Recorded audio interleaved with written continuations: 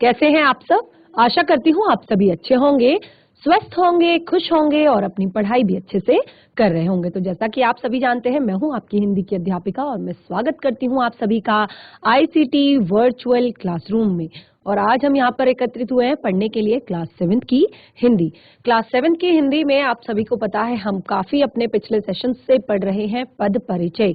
और पद परिचय में हम जो अंतिम पद परिचय पढ़ रहे थे अपने पिछले सेशन में, वो था विस्मयादि बोधक शब्दों का पद परिचय किस प्रकार दिया जाता है। तो इसके लिए जैसे कि मैंने आपको कहा, सभी जिसका भी हम पद परिचय देते हैं, जिस भी शब्द का हम पद परिचय देते हैं, चाहे वो संज्ञा हो, सर्वनाम हो, क्रिया हो, विशेषण हो या क्रिया विशेषण हो या अन्य कोई, उसके लिए हमें उसकी परिभाषा, उसके भेद, ये सारी चीजें क्लियर होनी चाहिए। तो अभी तक हमने जितना भी पढ़ा, सारी चीजें हम क्लियर करते हुए आगे बढ़ रहे हैं, सारी चीजें हम रिवाइज करते हुए, पढ़ते हुए, समझते हुए आगे बढ़ रहे हैं। और अंतिम जो हमारा पद परिचय है वो है विस्मयादि बोधक का, जिसको हम पढ़ रहे थे। और इसी टॉपिक को हम आज कंटिन्यू करेंगे। तो आप सभी रेडी हो जाइए, बिल्कुल अपनी कॉपी पेन पेंसिल लेकर हम चलते हैं स्मार्ट बोर्ड की तरफ। शुरू करते हैं आज का सेशन। सभी बच्चे ध्यानपूर्वक पढ़ेंगे। तो बच्चे, हमने सबसे पहले यहाँ पर विस्मयादि बोधक शब्द यहाँ पर दिए थे। हर्ष बोधक, शोक बोधक, पीड़ा, शोक या पीड़ा बोधक, घृणा या तिरस्कार बोधक, चेतावनी बोधक, स्वीकृति और आशीर्वाद और संबोधन बोधक। और जिसमें से 5 जो है हम पढ़ चुके थे, समझ चुके थे अपने पिछले सेशन में। तो विस्मयादि बोधक में मैंने आप लोग को यहाँ पर आप देख सकते हैं होमवर्क भी दिया हुआ है कि आप ये जो शब्द हमने यहाँ पर लिखे हैं, जैसे कि विस्मयादि बोधक शब्द है, तो इनसे जुड़े हुए आप एक वाक्य को बना सकते हैं। और हर्ष बोधक है, इससे जुड़ा हुआ है, आप एक वाक्य बना सकते हैं। शोक या पीड़ा बोधक जो शब्द है, इससे जुड़ा हुआ आप एक वाक्य बना सकते हैं। घृणा या तिरस्कार बोधक जो शब्द है, इससे जुड़ा हुआ आप एक वाक्य बना सकते हैं। और चेतावनी बोधक जो यहाँ पर शब्द दिया गया है, इससे जुड़ा हुआ आप वाक्य बना सकते हैं। तो ये हमने अपना डिस्कशन किया था अपने पिछले सेशन में। फिर नेक्स्ट जो हमारा है स्वीकृति बोधक। तो अभी तक जैसा कि आप देख रहे हैं, हमने कहा हर एक शब्द के नाम से ही पता चल रहा है। विस्मयादि यानी कि विस्मय या आश्चर्य, तो आप देख सकते हैं सामने उसी तरह के शब्दों का प्रयोग किया गया है। क्या, अरे, है, ओह। यानी कि जब आप इस तरह की बात कहते हैं क्या, तुमने कब सुना, है, ऐसा हो गया, अरे, ये कब हुआ। तो ऐसे शब्दों को आप विस्मय प्रकट करने के लिए करते हैं, यानी कि आश्चर्य प्रकट करने के लिए करते हैं। दूसरा शब्द जैसे कि आप देख रहे हैं हर्ष, हर्ष यानी कि खुशी का जब आप बोध करते हैं, खुशी की जब आप जाहिर करते हैं, तो आप इस तरह के शब्दों का प्रयोग करते हैं। आहा, ये तो बहुत मीठा आम है, वाह, ये तो बहुत सुंदर वस्तु है, शाबाश, तुमने बहुत अच्छा काम किया, बहुत खूब। तो इस तरह के आप शब्दों के नाम से ही देख सकते हैं कि उन्हें किस तरह के शब्द वहां पर प्रयोग किए जाएंगे। और कभी अगर आपको कोई पीड़ा का अनुभव होता है, पीड़ा का भाव अगर उत्पन्न होता है, तो आपके मुंह से अनायास ही निकलता है, उफ, मेरे पैर में दर्द हो रहा है, आह, मेरे पेट में दर्द हो रहा है। तो केवल शब्दों से आप बता सकते हैं कि किस तरह के जो शब्द इसमें प्रयोग होंगे, केवल नाम से आप बता सकते हैं। जैसे कि मैंने कहा चेतावनी बोधक, तो चेतावनी बोधक में आप ऐसे शब्दों का प्रयोग करेंगे जिससे आपको पता चल जाएगा कि यहाँ पर आपको चेतावनी दी जा रही है। जैसे खबरदार, सावधान, हटो, बचो, होशियार, रुको आदि। तो ऐसे शब्द जब आप देखते हैं तो आपको पता चल जाता है कि यहाँ पर आपको चेतावनी दी जा रही है। यहाँ पर आपको किसी बात के लिए एक पहले से ही सूचित किया जा रहा है, सूचना दी जा रही है, चेतावनी दी जा रही है कि आप इस चीज से बचो, इस चीज से सावधान रहो, इस चीज से होशियार रहो। नेक्स्ट स्वीकृति बोधक, तो जैसे कि इसके भी आपको नाम से ही पता चल रहा है, स्वीकृति बोधक, यानी कि कोई भी जब आपको किसी काम के लिए कहता है तो आप किस तरह के शब्दों का प्रयोग करते हैं। हाँ, ठीक, अच्छा, जहां पर आपको अपनी स्वीकृति देनी होती है, अच्छा, बहुत अच्छा,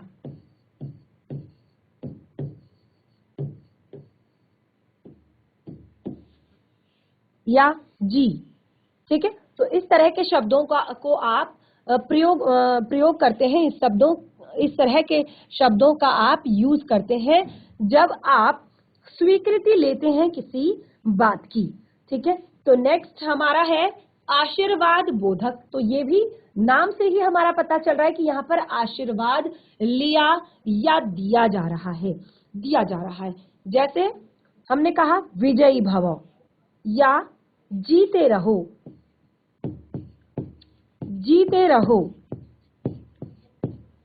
या सुखी रहो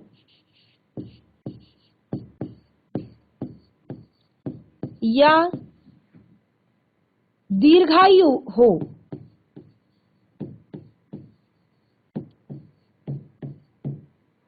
आदि।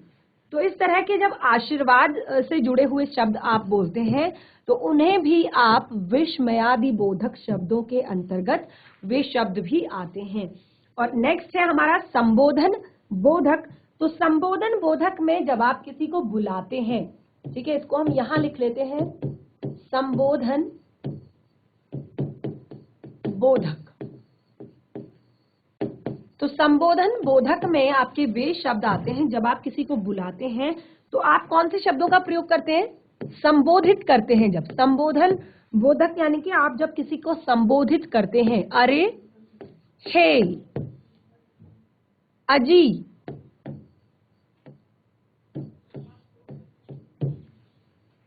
या सुनो,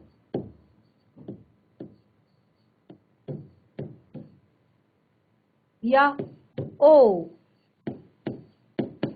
या ए आदि। तो इस तरह के शब्दों का आप प्रयोग करते हैं जब आप किसी को संबोधित करते हैं, किसी को बुलाते हैं। ठीक है, तो ये है आपके संबोधन बोधक। ठीक है, तो अभी तक आपने क्या क्या यहाँ पर विस्मयादि बोधक शब्दों में आपने क्या क्या पढ़ा? सबसे पहले आपने विस्मय बोधक शब्द, फिर हर्ष बोधक, फिर शोक या पीड़ा बोधक, घृणा या तिरस्कार, या चेतावनी, या स्वीकृति, या आशीर्वाद, या संबोधन।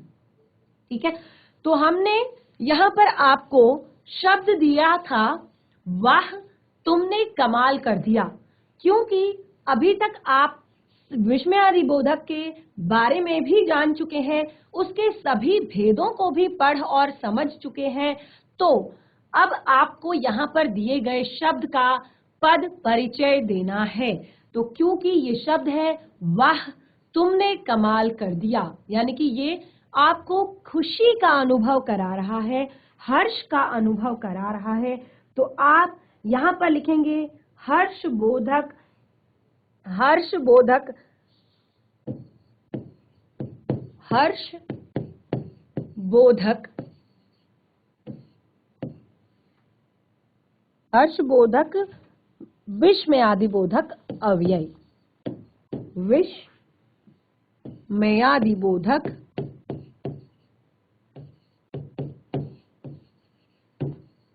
बोधक। ठीक है, हर्ष बोधक विस्मयादि बोधक शब्द। तो इस तरह से हमने यहाँ पर पद परिचय से जुड़े हुए जो सारे शब्द हैं तो यहाँ पर हमने कंप्लीट कर लिए हैं, यहाँ पर हमने पढ़ लिए हैं। अब हम कुछ यहाँ पर एक्सरसाइज करेंगे पद परिचय से जुड़ा हुआ, यानी कि अभ्यास से जुड़े हुए कुछ प्रश्न हम यहाँ पर करेंगे। तो सबसे पहले अगर हम यहाँ पर बात करें तो सबसे पहला हमारा यहाँ पर जो हमने क्या सीखा, अभी तक हमने क्या सीखा ये हमारा आता है। तो सबसे पहले अभी तक हमने यहाँ पर सीखा पद परिचय। क्या सीखा हमने? पद परिचय। तो पद परिचय किसे कहते हैं? वाक्य में आए, देखिए ये हमने शुरुआत में भी लिखा है और अंत में भी लिख रहे हैं। क्यों? क्योंकि अभी तक हम पद परिचय में बहुत सारी चीजें पढ़ चुके हैं, बहुत सारी चीजें जान चुके हैं। तो अंत में हमने अभी तक क्या क्या सीखा है ये हम यहाँ पर लिखेंगे।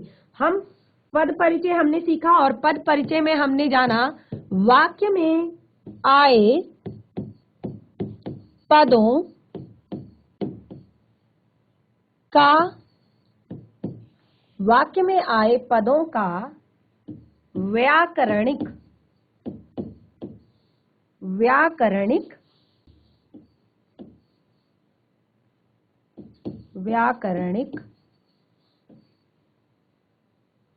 परिचय देना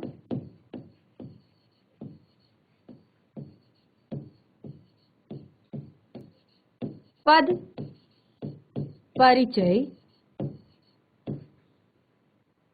कहलाता है। ठीक है, सबसे ज्यादा महत्वपूर्ण बात हमने क्या सीखी इस पूरे चैप्टर में कि पद परिचय क्या होता है। ठीक है, तो क्योंकि हम सबसे पद परिचय, संज्ञा का पद परिचय, सर्वनाम का पद परिचय, क्रिया का पद परिचय, विशेषण का पद परिचय, एक ही चीज हम काफी बार रिपीट कर रहे हैं। तो क्या है पद परिचय? आखिर क्या पढ़ा हमने? तो हमने पढ़ा वाक्य में आए पदों का व्याकरणिक परिचय देना पद परिचय कहलाता है। ठीक है, और हमने यहाँ पर देखिए, अब एक और हमने महत्वपूर्ण बात इसमें पढ़ी कि पद परिचय देते समय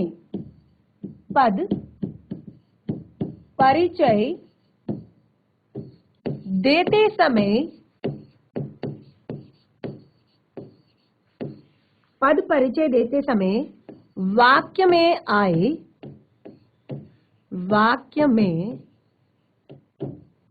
आए संज्ञा, सर्वनाम,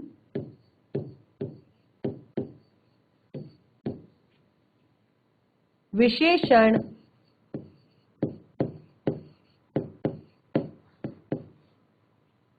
क्रिया,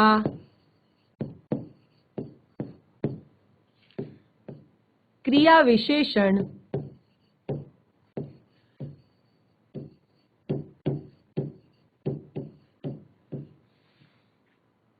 संबंध बोधक,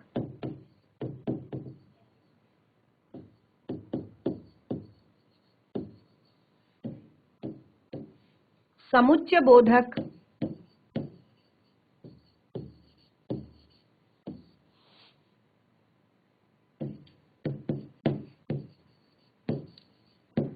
विषमयादि बोधक,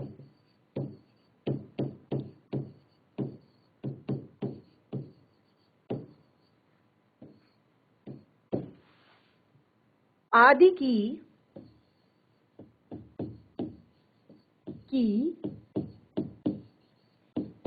दृष्टि से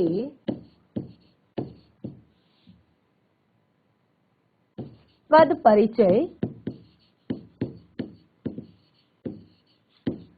देना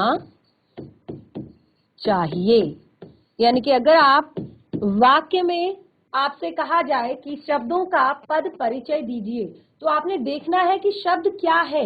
क्या शब्द संज्ञा है, क्या शब्द सर्वनाम है, क्या शब्द विशेषण है, या क्रिया है, या क्रिया विशेषण है, या संबंध बोधक है, या समुच्चय बोधक है, या विषमयादि बोधक है, या फिर कुछ और है।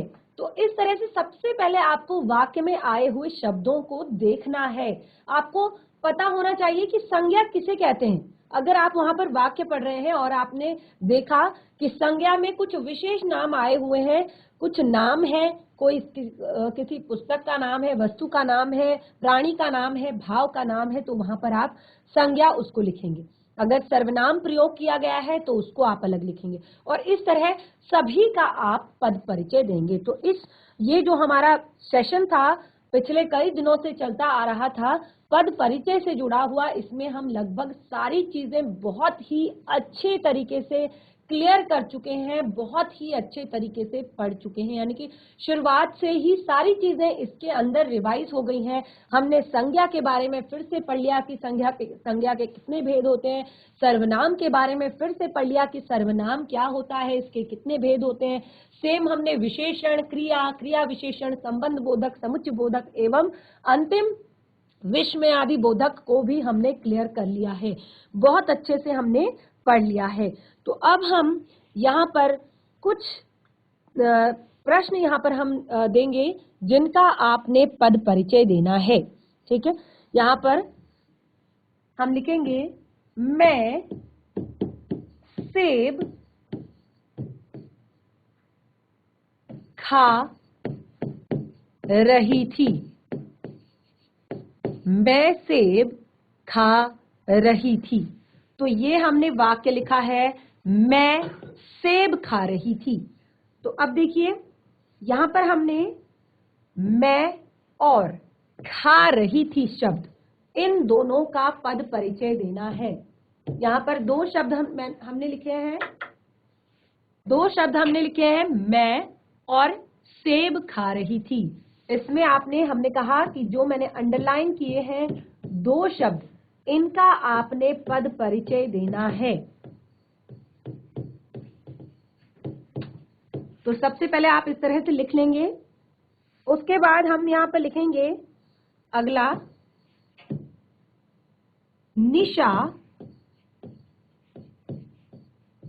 धीरे धीरे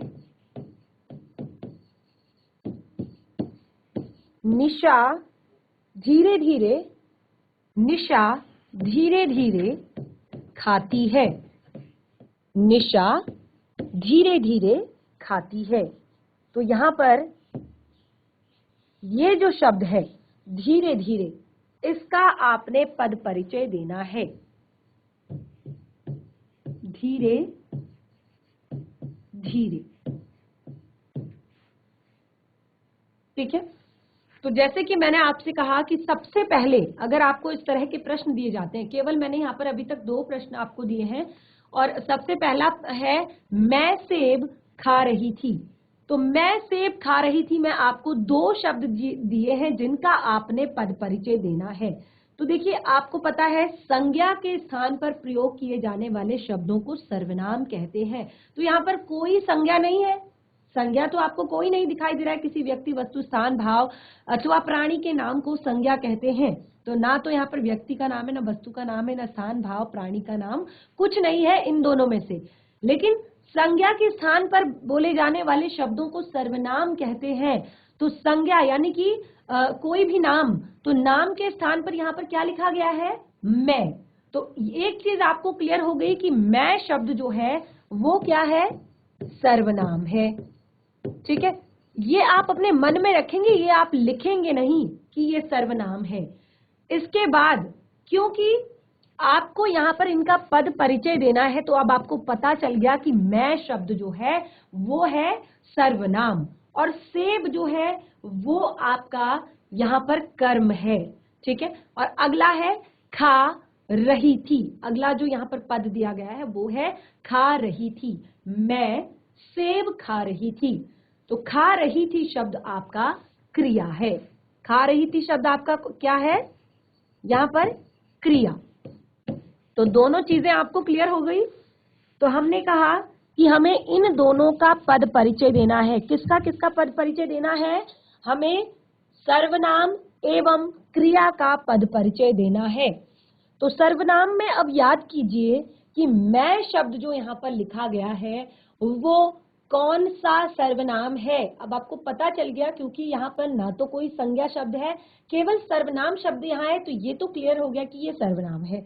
लेकिन कौन सा भेद है सर्वनाम का, केवल सर्वनाम लिखने से सही नहीं हो जाएगा, आपको भेद बताना है, आपको पुरुष बताना है, आपको लिंग बताना है, आपको वचन बताना है, आपको कारक बताना है, आपको क्रिया के साथ उसका संबंध बताना है। मैं सेब खा रही थी। तो मैंने आपको, अगर आप लोग को याद होगा, सबसे पहले सर्वनाम के भेदों में मैंने कहा था पुरुषवाचक सर्वनाम। सबसे पहला भेद है पुरुषवाचक सर्वनाम। तो इसके लिए आपको सबसे पहले सारे सर्वनाम के जितने भी भेद हैं वो आपको याद होने चाहिए। अगर आपको सर्वनाम के भेद याद हैं तो ये आपके लिए बिल्कुल भी कठिन नहीं होगा पढ़ने के लिए, समझने के लिए और यहाँ पर पद परिचय देने के लिए। तो हमने कहा कि सर्वनाम के भेद, तो सर्वनाम के जैसे कि मैंने आपको बताया यहाँ पर हमारे 6 भेद होते हैं, पुरुषवाचक, निश्चयवाचक, अनिश्चयवाचक, संबंधवाचक, प्रश्नवाचक, निजवाचक। तो सबसे पहला भेद आप याद करेंगे पुरुषवाचक सर्वनाम। देखिए जैसा शब्द है उस तरह से आप याद कर सकते हैं चीजों को। तो पहला भेद में हमने कहा पुरुषवाचक सर्वनाम, उसमें हमने कहा कि 3 तरह के यहाँ पर सर्वनाम शब्दों का प्रयोग किया जाता है, बोलने वाले के लिए, सुनने वाले के लिए और अन्य व्यक्ति जिसके बारे में बात की जा रही हो।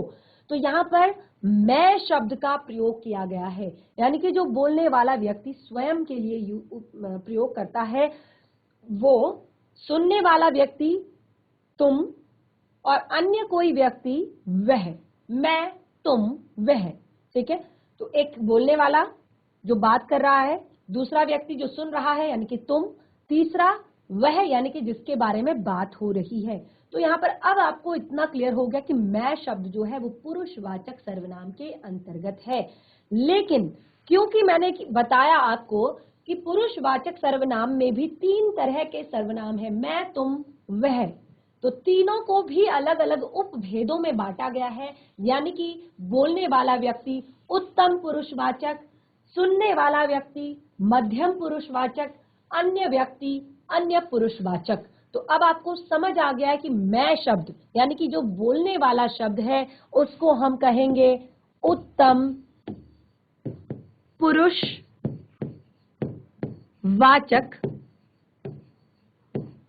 सर्वनाम, क्योंकि सर्वनाम हमें पहले ही पता चल गया है तो आप इसके आगे लिख सकते हैं सर्वनाम। अगला हमने कहा कि आपको यहाँ पर लिंग बताना है। तो यहाँ पर आप देख सकते हैं जो कर्ता है उसका संबंध सीधे आप क्रिया के साथ अगर देखें तो आप यहाँ पर देखेंगे लिखा गया है मैं सेब खा रही थी। रहा था नहीं है, यहाँ पर रही थी शब्द प्रयोग किया गया है, यानी कि ये स्त्रीलिंग है। ये क्या है? स्त्रीलिंग है। और दूसरा वचन आपको बताना है, तो मैं सेब खा रही थी। यहाँ पर हम सेब खा रहे थे नहीं लिखा हुआ है, या आप लोग सेब खा रहे थे वो नहीं लिखा हुआ है, या वे लोग सेब खा रहे थे ये नहीं लिखा हुआ है। यहाँ पर केवल लिखा हुआ है मैं सेब खा रही थी, यानी कि एक वचन ये है। ठीक है, और दूसरा हमने कहा कि कारक, तो यहाँ पर क्रिया कारक है, कर्ता कारक है। कौन है? कर्ता कारक है यहाँ पर। और क्रिया का संबंध किसके साथ है?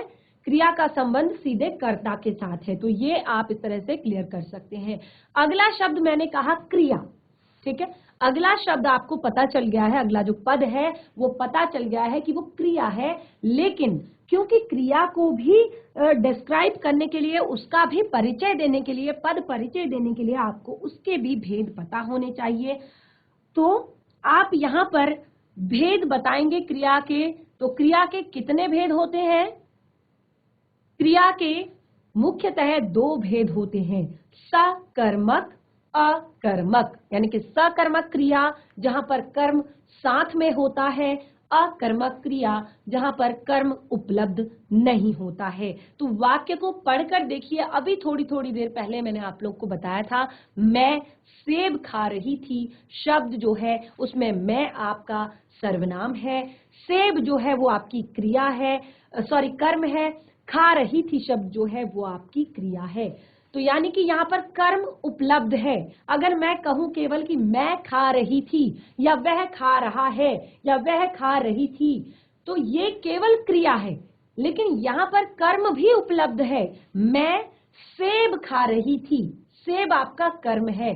तो क्रिया का ये जो भेद है वो है सकर्मक क्रिया, क्योंकि ये आपका जो है क्रिया, यहाँ पर कर्म मैं सेब खा रही थी, तो यहाँ पर वाच्य जो है ये आपका कर्म वाच्य है।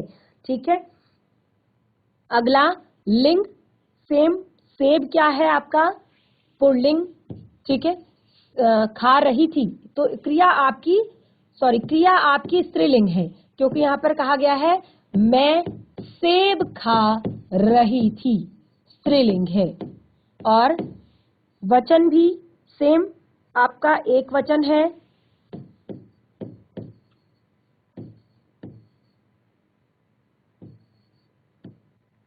वचन भी आपका एक वचन है। और इसी तरह कर्ता यहाँ पर मैं है, यानी कि सर्वनाम है, कर्म यहाँ पर सेब है। ठीक है, तो इस तरह से आप इसको पद परिचय इसका दे सकते हैं। अगला शब्द देखिए आप, अगला प्रश्न देखिए, ये हमारा कंप्लीट हो गया है, हमने दोनों पदों का पद परिचय यहाँ पर दे दिया है। अगला है निशा धीरे धीरे खाती है। निशा धीरे धीरे खाती है, और आपको यहाँ पर अंडरलाइन किया गया है धीरे धीरे शब्द, यानी कि धीरे धीरे शब्द का आपने पद परिचय देना है। तो अब आपको सबसे पहले देखना है कि ये धीरे धीरे शब्द है क्या। आप पद परिचय कैसे देंगे जब तक आपको नहीं पता है कि वो क्रिया है, संज्ञा है, सर्वनाम है, क्रिया विशेषण है या विशेषण है, या फिर समुच्चय बोधक है या संबंध बोधक।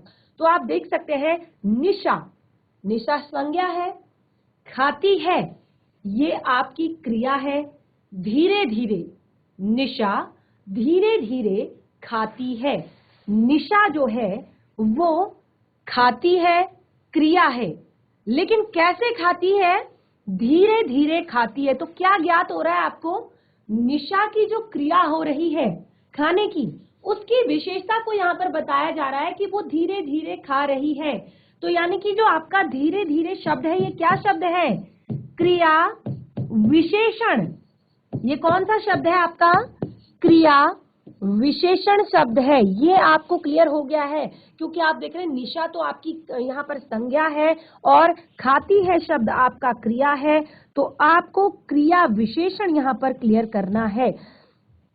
तो क्रिया विशेषण आपको पता चल गया कि धीरे धीरे शब्द क्रिया की विशेषता को बता रहा है, निशा के खाने की विशेषता को बता रहा है।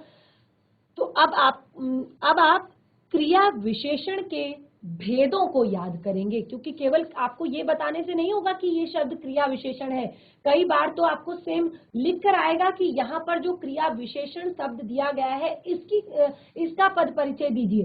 तो ये कोई बड़ी बात नहीं है कि आपने जान लिया कि ये क्रिया विशेषण शब्द है। बड़ी बात तब है जब आप क्रिया विशेषण का ये कौन सा भेद है ये आप क्लियर कर पाते हैं। तो क्रिया विशेषण के आपको 4 भेद मैंने आपको बताए थे, अगर आपको याद हो। कई बार बच्चे रिवाइज यहाँ पर कर दिया गया है, कई बार आपको बता दिया गया है, तो आप लोगों को याद होगा। क्रिया विशेषण के 4 भेद मैंने यहाँ पर बताए थे। रीतिवाचक यानी कि क्रिया के होने की विधि जहाँ पर बताई जाती है, कालवाचक क्रिया के होने का समय जहाँ पर बताया जाता है, स्थानवाचक क्रिया के होने का स्थान जहाँ पर बताया जाता है, परिमाणवाचक यानी कि क्रिया कितनी मात्रा में हो रही है, परिमाण क्या है क्रिया का, परिमाणवाचक। तो ये सारी चीजें हम पढ़ चुके हैं, यानी कि क्रिया विशेषण के 4 भेद बताए गए हैं। तो अब चारों भेद भी मैंने आपको बता दिए कि रीतिवाचक, कालवाचक, स्थानवाचक, परिमाणवाचक। तो क्योंकि रीतिवाचक यानी कि क्रिया के होने की विधि, काल यानी कि क्रिया के होने का समय, स्थान यानी कि क्रिया के होने का स्थान, परिमाण यानी कि क्रिया के होने की मात्रा। ठीक है, 4 चीजें। अब आपको क्या यहाँ पर लग रहा है कि ये मात्रा दी गई है, स्थान दिया गया है, या काल दिया गया है यानी कि समय दिया गया है, या फिर विधि दी गई है? तो स्पष्ट रूप से आप देख सकते हैं ये क्रिया की होने की विधि को यहाँ पर दर्शाया गया है कि क्रिया जो है वो धीरे धीरे हो रही है। तो आप इसको लिखेंगे रीतिवाचक क्रिया विशेषण। रीतिवाचक क्रिया विशेषण।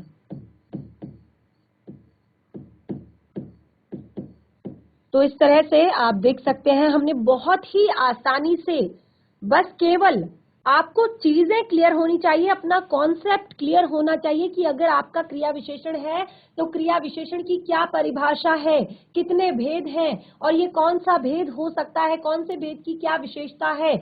तो ये कॉन्सेप्ट आपका क्लियर होना चाहिए, तभी आप सारी चीजों को बता सकते हैं। अगला हम एक और एग्जाम्पल यहाँ पर लेंगे पद परिचय से संबंधित। वाह कितना अच्छा दृश्य है,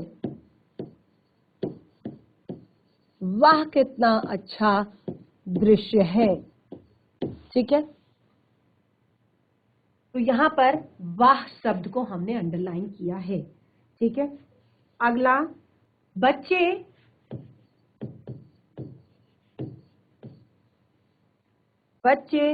को दूध दे दो, बच्चे को दूध दे दो ताकि वह चुप हो जाए।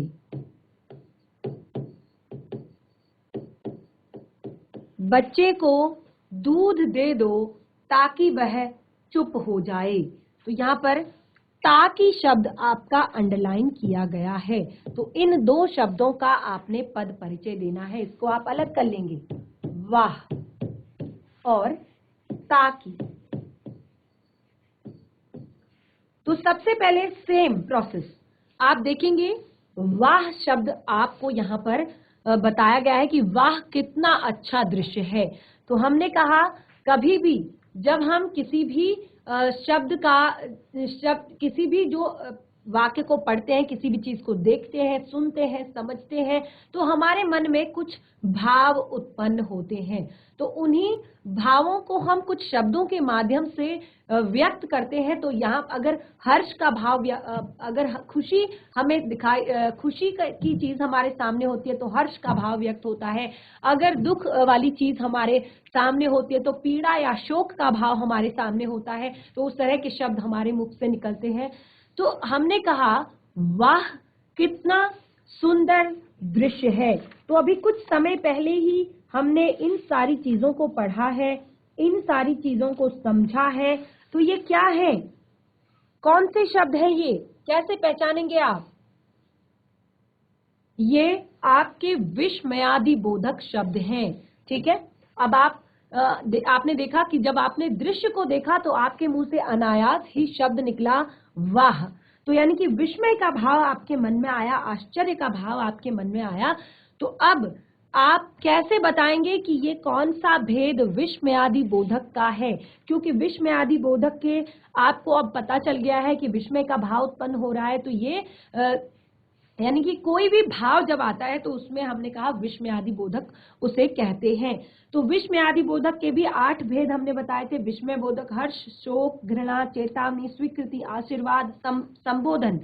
तो क्योंकि हमें हर्ष का भाव उत्पन्न हो रहा है, विस्मय का भाव उत्पन्न हो रहा है, तो हम यहाँ पर कौन सा इसको लिखेंगे? खुशी का भाव। हमने यहाँ पर किसी भी दृश्य को देखा, अच्छे दृश्य को देखा, तो हमारे मन में किस तरह का भाव उत्पन्न हुआ? हर्ष का भाव उत्पन्न हुआ। तो इसका भेद आप लिखेंगे हर्ष बोधक, और आप ब्रैकेट में लिख सकते हैं विस्मयादि बोधक। विस्मयादि बोधक।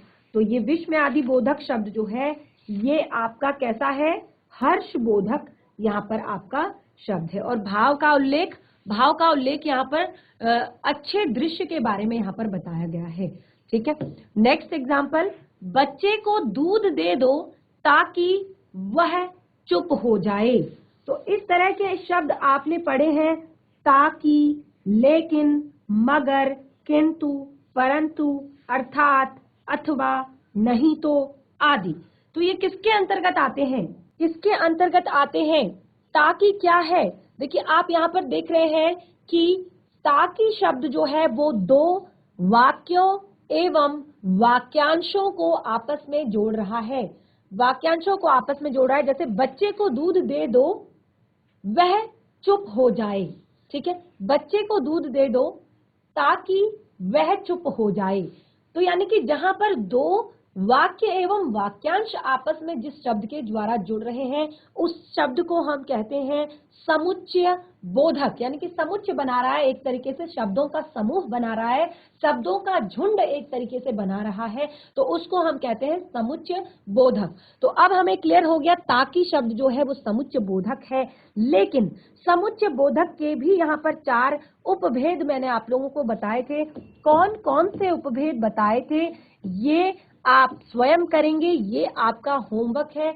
आप इसके आगे लिखेंगे। अब आपको क्लियर हो गया कि ये समुच्चय बोधक है, लेकिन क्योंकि समुच्चय बोधक के भी 4 भेद बताए थे अलग अलग तरह से।